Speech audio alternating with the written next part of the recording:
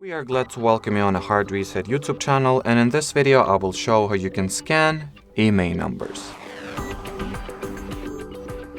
So the quickest and most convenient way to scan the IMEI number is by using the IMEI Info Check app. You can just launch the Google Play Store, then input the following IMEI Info Check query, find this app and get it installed or downloaded. You can find this app both on the Android's Google Play Store as well as on the iOS App Store. So regardless of the system that you run, you will get this app. Now launch it. Here tap at the scan bar/QR. Grant the app with the camera permission. Fire into the IMEI code you would like to scan. Here is mine, and simply, get it scanned. Once it does get scanned, it will appear at the top here. So tap at the IMEI you would like to see the results from. And here you have it.